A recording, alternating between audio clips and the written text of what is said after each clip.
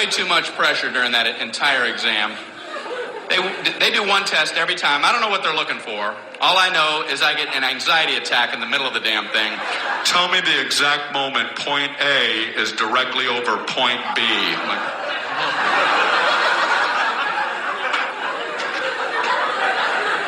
now! No, now! Then! I don't know when it happened. I'm worried if I'm off by an eighth of a second, I'll get these big, giant Hubble coming attraction glasses. Well, you must have messed up that A-B test. Did I ever? Grand opening. What are they helping me with? My ability to watch cars pass on the highway? They pass now! And they pass now! Man, how do you do it?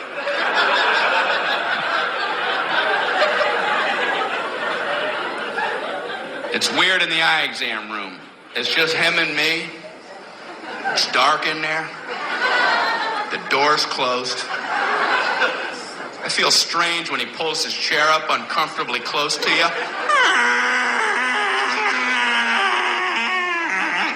He's like this far from my face. He shines his goofy light into my eyes for about an eternity.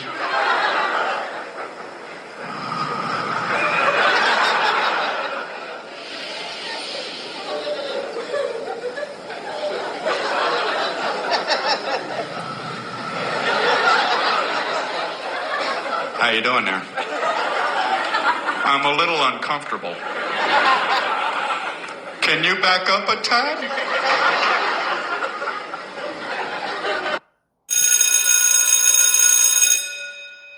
Good morning. It's Sunday. Thank God it's Sunday, September the 17th, and this is The True Conservative. Welcome to all the butchers, bakers, and candlestick makers out there. I'm Ron, your host, and the only true conservative in the United States today. So today, after the Serenity prayer, we will have no free lunch, the rape of the mind, rules for retrogrades, and bishop-barron. All that and more when I get back.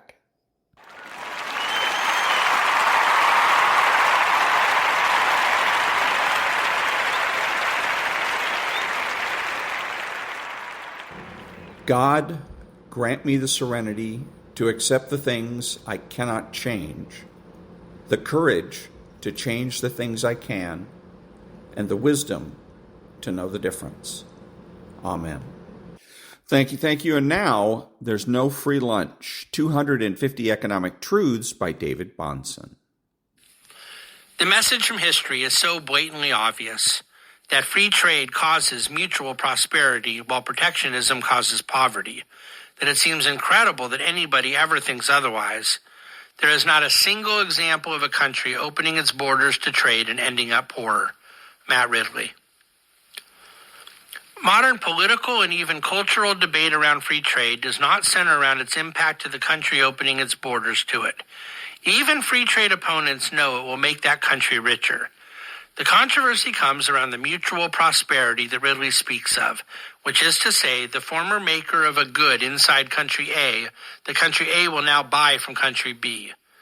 Disenfranchising a company in country A to serve the consumers of country A and benefit the company in country B is alleged to be unfair or immoral for the company in country A.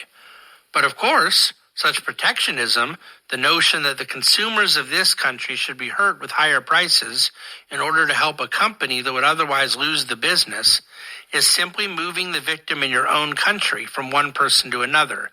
Yes, one is more identifiable than the other, but there is no free lunch here.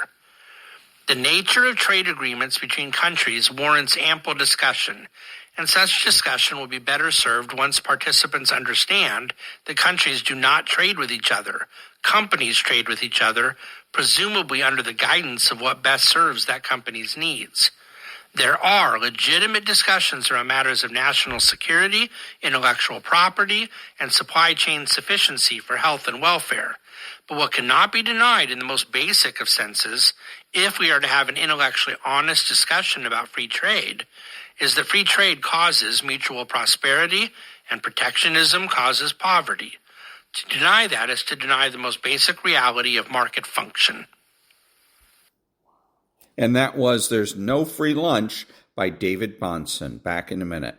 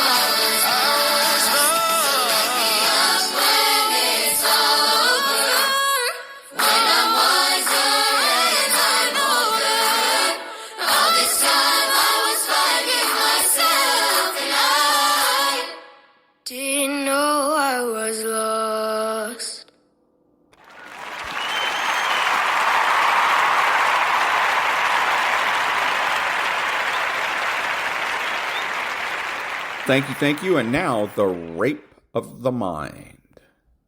The molding nursery. One of the important things we have learned from the modern psychology is that the roots of many of our adult attitudes and problems lie far back in the seeming quiet of the nursery and childhood years. The infant's life may appear to be placid and uneventful, but from the moment he is born, he hears thousands of rumblings both from inside his own mind and from the outside world. In his mother's womb, he knew neither warmth nor cold. Now his skin transmits these sensations to him. As he lay protected in his mother's body, he did not have to breathe, eat, or excrete. Now he must do all these things himself. He needs help in doing them. He needs protection. And for this protection and help, he must rely on these grown-up giants, mother and father. He is utterly and completely dependent, unable by himself to find adequate responses to his needs. There he is, with his pitifully limited means of adaptation, with his minimum of innate patterns of action, warmth, food, and love, things which he needs to sustain his life, come to him when he does the right thing. And the right thing is learned, civilized thing, not the instinctual primitive thing. The giants, his parents, make demands on him. They begin to mold him according to their own habits, and the infant must submit to all these external demands in order to get what he wants and needs. He must follow the hundreds of subtle, incomprehensible educational rules in order to be paid back with the affection and protection on which he is so dependent. All of this transforms him into a more or less conforming being. His parents' morality is, as it were, sucked in and becomes an ever-present force inside him. He is imprinted with all kinds of habits which serve to condition him into the particular form of adaptation his parents and his society think good for him. The forms his adult behavior will take are foreshadowed by the forms his parents' behaviors take. The patient mother imprints patience on her child. The anxious, compulsive mother imprints tension on hers. The child who is brought up in a loving environment will develop inner pictures of love and affection and will be better able to accept all the restrictions his parents impose on his freedom, all the rules they lay down. He will accept timetables, toilet training, parental confusion without much inner protest, even when his needs run contrary to these social demands. He may want to be fed at a time when, according to his schedule, he should not be hungry. He may want to sleep when his parents want him to be awake. Society demands of him that he learn to postpone his own gratifications, and he will react to this demand in a manner contingent on his own sense of security in his parents' affection. Having to wait for food, not being allowed to suck anymore, having to control his need to excrete, all of these require the child to make new and difficult adaptations. His urge for immediate and unconditional satisfaction of his needs has to be transformed into something much more complicated, a whole pattern of learned responses. It is not important for us to describe here the different ways in which these early cultural obligations are met by the child, but it is important to understand that the cradle and the nursery change and recondition the innate natural responses of the unsocial primitive child to mold him into an adult who may be left from his childhood a legacy of frustrations stemming from this molding process. Individual problems are caused by individual patterns of child rearing. These very patterns are themselves, to some degree, the product of the cultural traditions in which they are rooted and the mores of the community into which the child is born. To the degree that our society imposes on children frustrations and restrictions for which they are neither biologically nor emotionally ready, to that degree, our culture paves the way for adult behavior problems and for neurotic attitudes of submission or aggression, which may find expression in allegiance to some totalitarian group. Conditioning a child into a servile and submissive attitude, for example, may start when parents rigidly imprint automatic rules of conduct on the infant. They may make a time maniac out of him or a cleaning automaton. They may compel him to speak too early or to be silent when his voice itches to burst out of his throat, or to sleep when his body is throbbing with the energy of wakefulness. Such parents impose on their child a constant feeling of guilt. He feels disturbed and unhappy every time he does not comply with their demands. And at the same time, they force him to love them even when they are disagreeable. They may compel him to apologize for behavior which seems to him to be perfectly acceptable. They may demand that he confess to crimes which do not exist as crimes for him at his age. Some technique of brainwashing can be seen at the cradle. The parents may cross-examine him, tie him to their apron strings, or keep him constantly under their eyes. With their solicitous attention, they never leave him alone to enjoy the feeling of being secure with themselves. The helpless child in such an environment becomes emotionally insecure. In exchange for more borrowed security, he becomes more conforming and submissive, although this conforming behavior covers up tremendous inner protest and hostility. When parents do not permit a child to express his instinctual needs openly and directly, they force him to look for other ways to express them. If, during his early training, which may start on the day of his birth, the infant encounters endless restrictions to the direct expression of his needs, he will try to communicate these needs in indirect ways, through tension, restlessness, and crying. Instead of being able to use natural outlets for his instinctual drives, the child is permitted and conditioned to act only through suppression and control of the drive. In his struggle to bring the drive under control, in order to please his parents, the child's natural means of expression may become inverted. Instead of expression, he acquires repression. This is where the roots of such adult behavior as abject submissiveness and the urge for conformity lie. The groundwork for this masochistic pattern of giving in is formed in infancy. Submission and confession are the only strategies possible for the child in a world that is too overpowering for him to handle. Inner rebellion, hostility, and hatred must be expressed in a paradoxical way. The child's rigid silence is proof that he wants to cry and yell. He may reproach and attack the hostile world indirectly through magic gestures, clownish behavior, or even epileptic fits. Compelled to suppress his instinctual needs and his means of achieving their gratification, he may conceal their existence even from himself. Surface conformity becomes his only means of communication. And when this happens, words and gestures acquire a concealing function. He never says what he means, and gradually he doesn't even know what he means. The carryovers into adult life of this kind of a child rearing are obvious. Trained into conformity, the child may well grow up into an adult who welcomes with relief the authoritarian demands of a totalitarian leader. It is the welcome repetition of an old pattern that can be followed without investment of new emotional energy. Trained previously to avert his aggression to scapegoats, he may now displace his hidden resentments against his parents' rules and regulations toward society as a whole. Or he may find release for them in the wild expression of pent-up aggression, which is exemplified by the lynch mob or by Hitler's stormtroopers. Other forms of parental behavior also have their effect on the child. If the child is trained precociously in habits that would otherwise develop spontaneously at a later age, he may show all kinds of distortions in his natural behavior. The example of the effect of precocious toilet training is common, but there are many other prenatal commands that can have the same effect on the child. The way the child is clothed, or the parent's constant demand that he always be quiet, asleep, and motionless are easily valid examples. When any command is too strictly applied before the child is able to cope with it, it exerts an enormous frustrating influence. What was enforced on the child by some outside power becomes an inner, automatic rule, a compulsion. Let us return to the toilet training example for a moment, though it is only one single part of the whole pattern of training. A child who is trained to control his need to excrete at too early an age learns to keep himself clean and constipated under all circumstances. His body learns how to control itself automatically, but somewhere inside him, the child feels contempt for those that have forced him into this behavior. He may grow up to be a chronically hostile adult, ripe for the appeal of some hostile ideology. In less severe cases, the conflict between the outside prohibitions and the inner need to let go may create a continuing pattern of inner insecurity.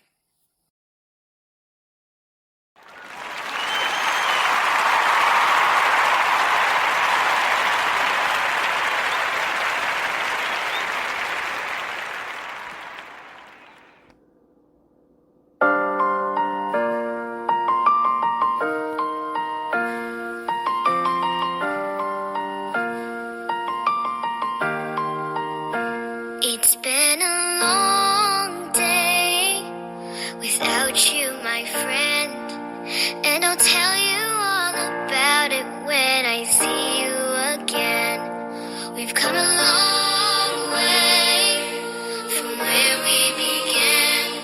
Oh, I'll tell you all about it when I see you again. When I see you again. Dang, who knew? All the planes we flew, good things we've been through, to all be standing right here talking to you about another path. I know we'd love to hit the road and laugh, but something told me that it wouldn't last. Had to switch up, look at things different, see the bigger picture.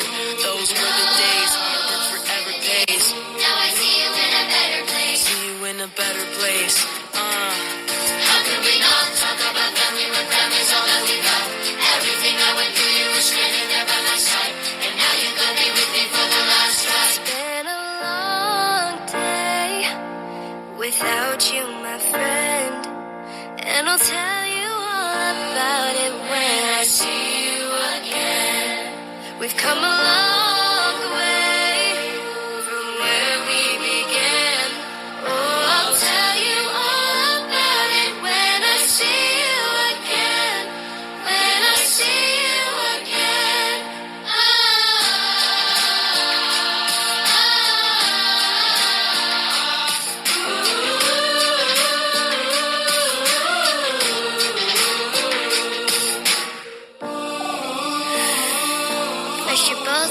your way, and the vibe is feeling strong. It was small, turned to a friendship, and friendship turned to a bond, and that bond will never be broken, and love will never get lost. And when brotherhood comes, the line will never be crossed. Established it on our own when that line had to be drawn, and that line is what we reach. So remember me when I'm gone. When I'm gone. When I'm gone. How could we not talk about family when family's all that we got? Everything I went through, you were standing there by my side, and now you're gonna be with me for the last time. Let the light guide your way. Yeah. Hold every memory as it goes, and every road you take will always lead you home.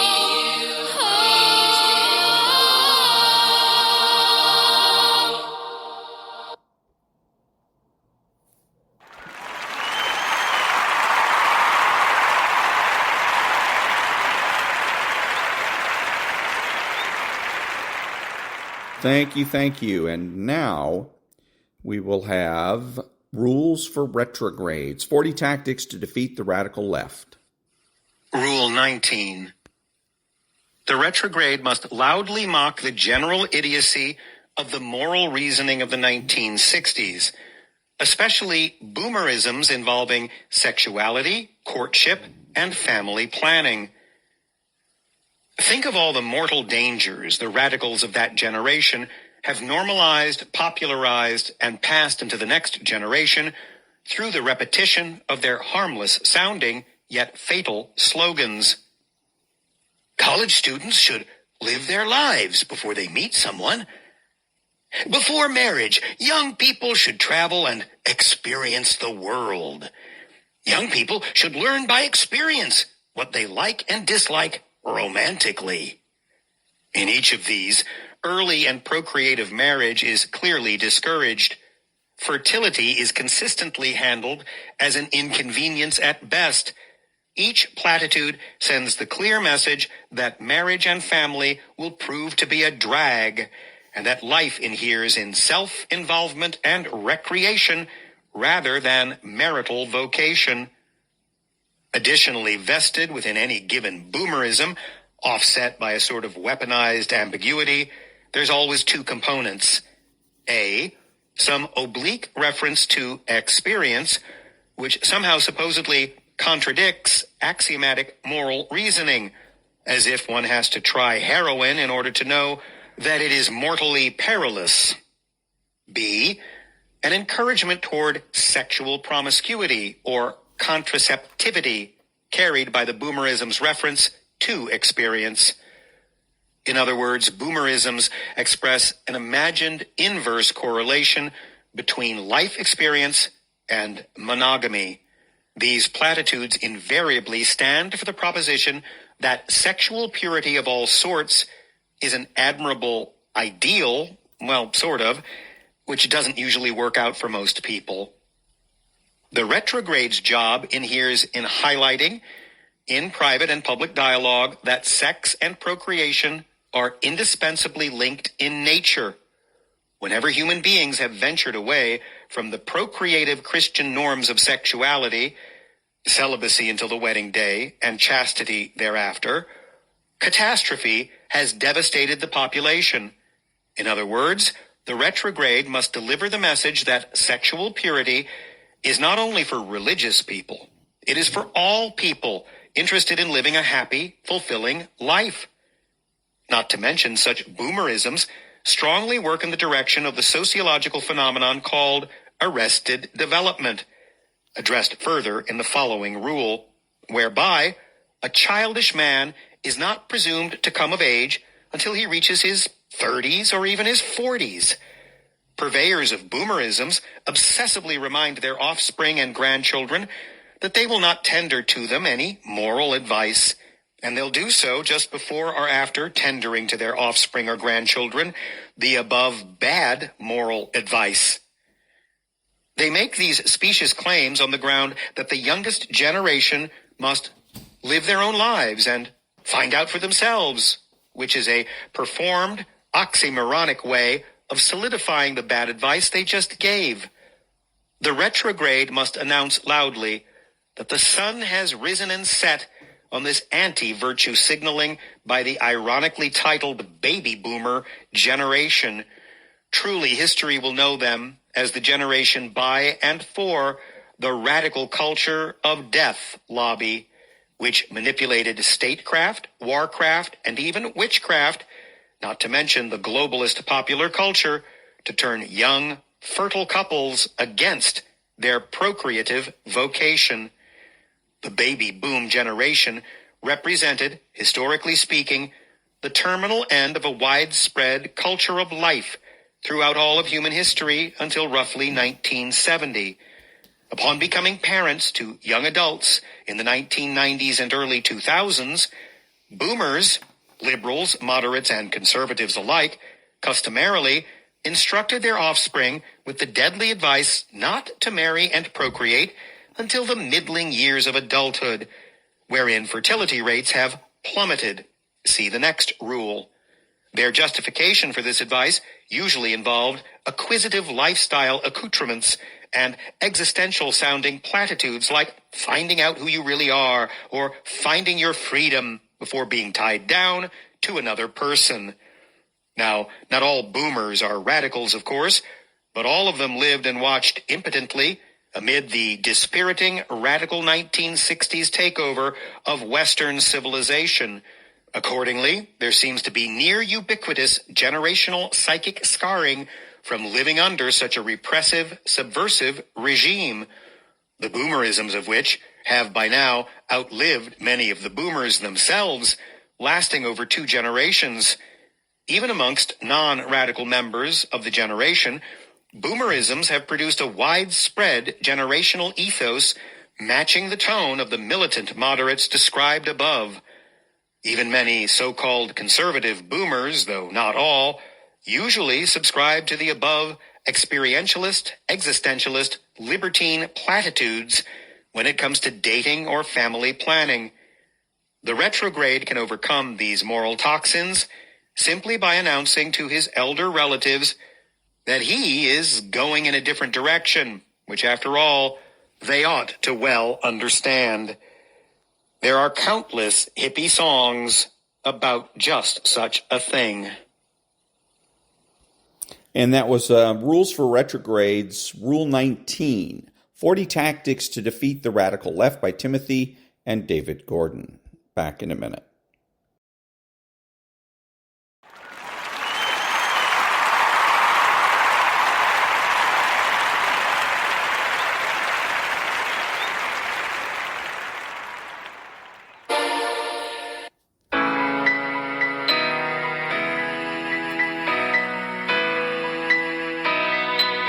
I've been reading books of old, the legends and the myths, Achilles and his gold, Hercules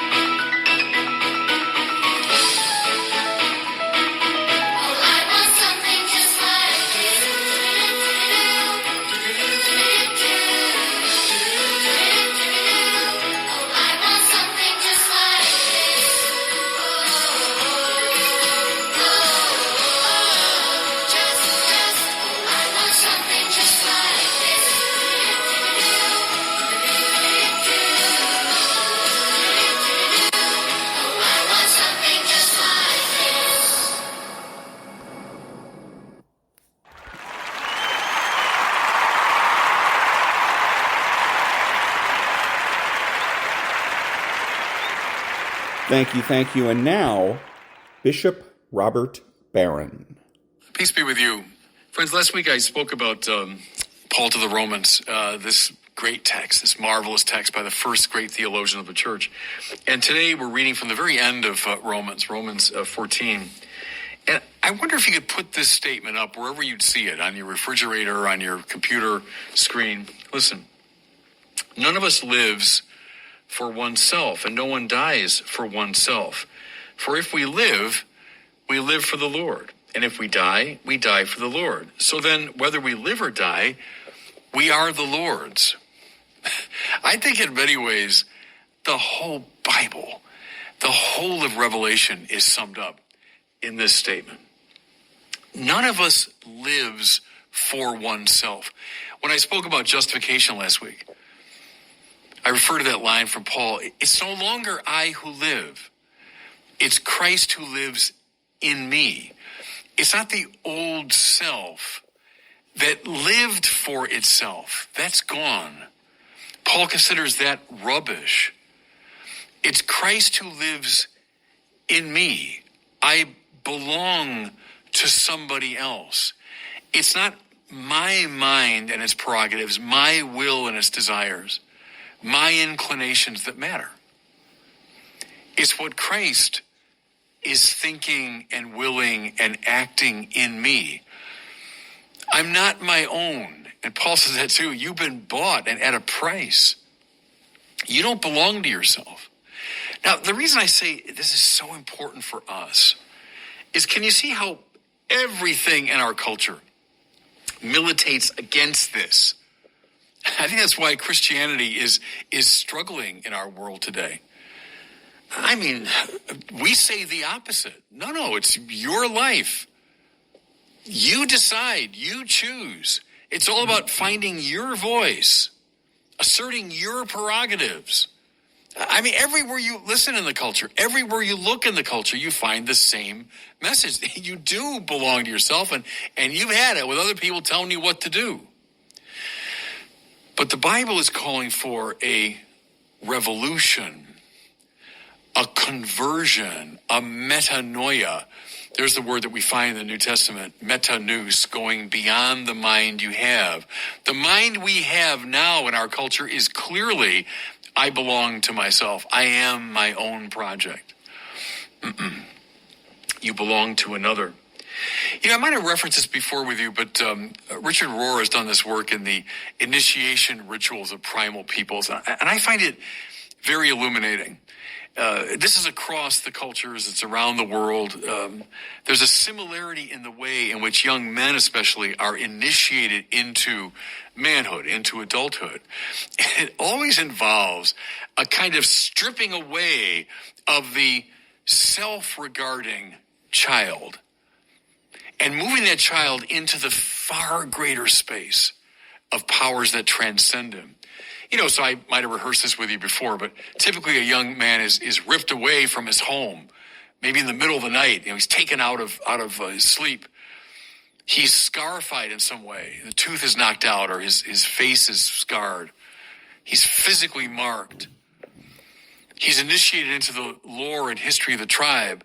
But then in a culminating moment, he's brought out into nature, whether it's the tundra or the jungle, or depending on the geography. And he's told to survive. He's got to make his way.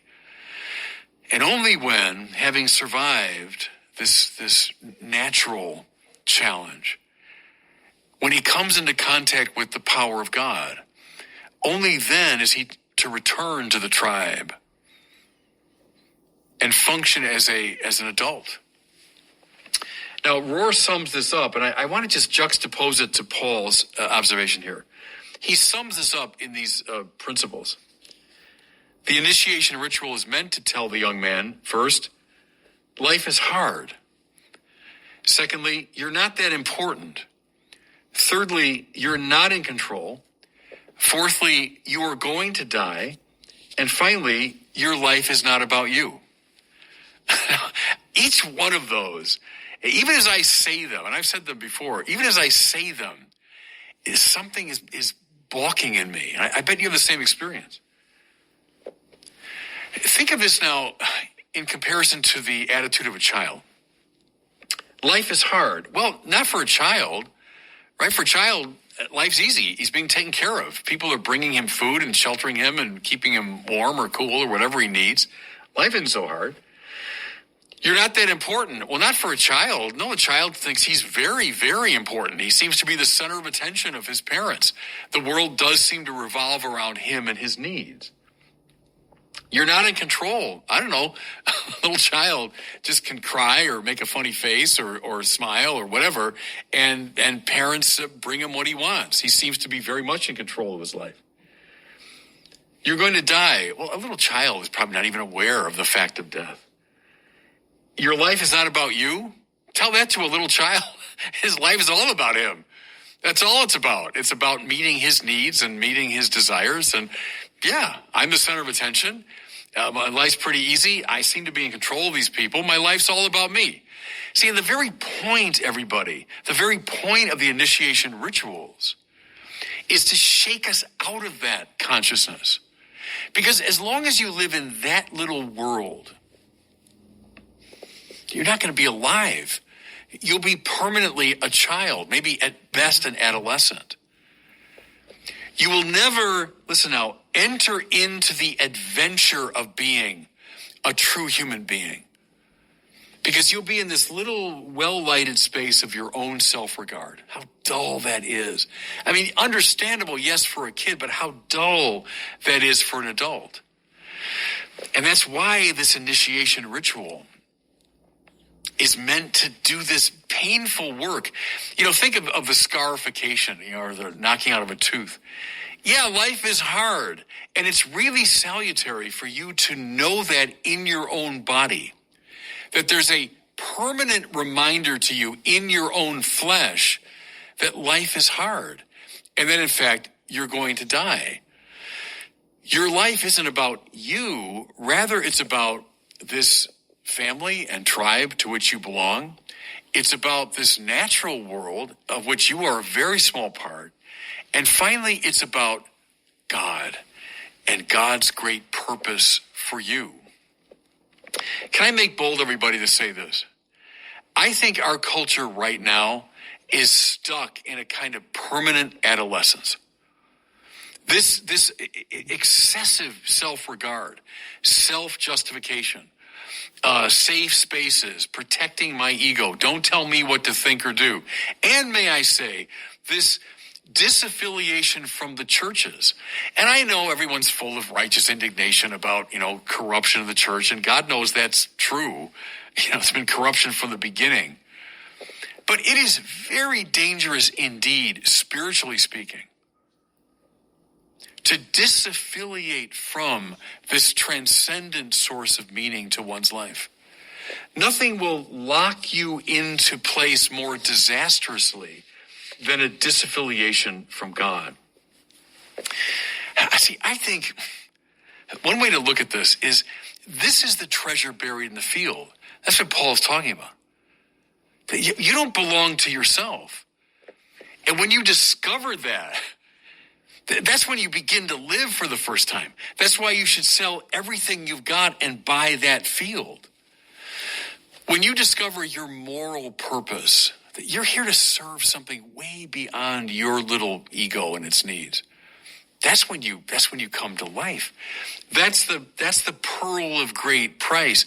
You've been looking for it, and you think you're going to find it in the goods of the world that serve the ego. There's my famous, wealth, pleasure, honor, power. But that's what that is you're on this quest to find things that will satisfy your ego. See, all you are at that point is a kind of advanced adolescent. Maybe you're using all of your intellectual powers, but you're serving fundamentally adolescent ends. Think of here, everybody, of all the hero stories. And, we still love them. Many of the most popular movies are about that. What do they always hinge upon? Prescind for the moment from all the special effects and all the, whiz-bang computer stuff. What are those stories always about? They're about a self-regarding person who's living in a very small spiritual space, becoming someone who breaks free of that precisely in love and service to higher goods and higher powers. Only when you break out of that self-regard to serve your family or your community or the wider society or ultimately the purposes of God, that's when you come alive. That's when you become a hero, listen, who can really be of help to those around him. See, the permanent adolescence of our society is leading to all kinds of trouble. Both in here, yes, because you never come to maturity, but also to others, because you're here in a way to serve them. And if you're caught in this sort of adolescent feedback loop, well, then you're not accomplishing the good you've been placed here to accomplish. How come the society in many ways is coming apart? Because everybody living in this permanent adolescence is not performing their mission, not finding their mission. I said this recently, maybe it was over at World Youth Day in Lisbon. Safe spaces. We're obsessed with those. A place where I can feel safe. Again, I'm not against safety. There's got to be a modicum of safety if we're going to be psychologically, together. But see how childish a desire that is. That's what children need and want, is safety. But I said to the young people in World Youth Day, a religion that places before our eyes someone who is nailed to a cross is not a religion putting a huge premium on safety. What do we put a premium upon? Accepting adventure. Spiritual adventure. Following God's will. Dangerous? Almost by definition. Requiring real courage? Yes. Hard? Invariably.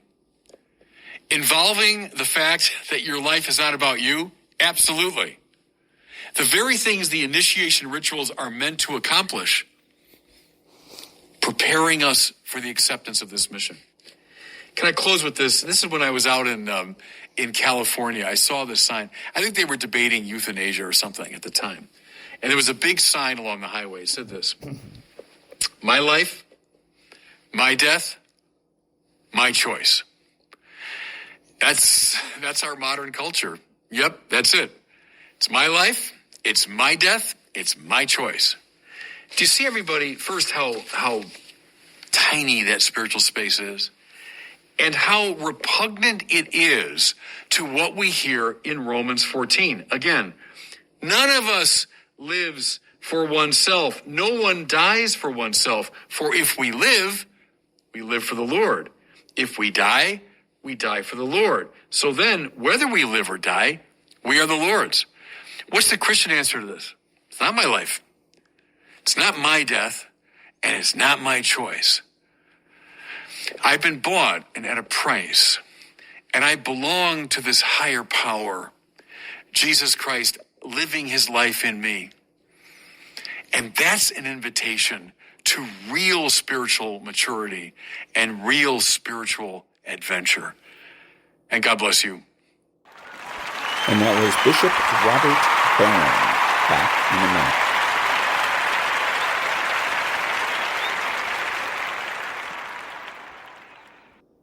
Of the program with the discussion as it has unfolded. Thank the Lord, Rush Limbaugh's On by the Rush Hawkins Singers is exactly what's called for.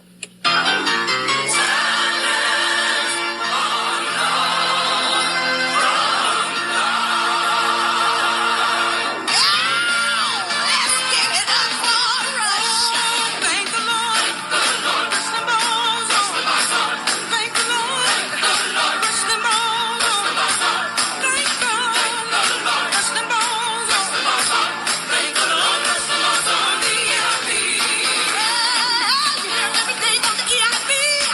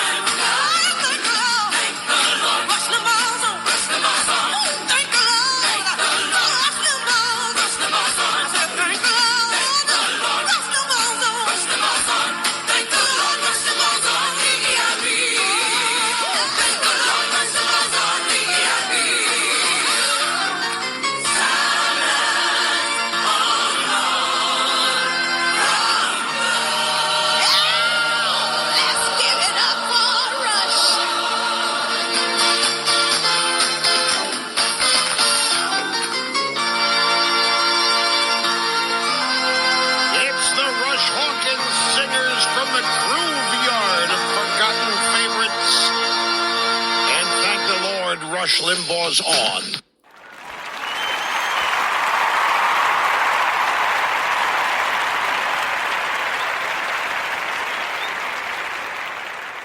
Thank you. This is Ron, your host, the only true conservative in the United States. Today, bidding adios to all the butchers, bakers, and candlestick makers out there, and reminding you to be honest, smart, and beautiful, and remember that the left has no authority, no power, and they can't win.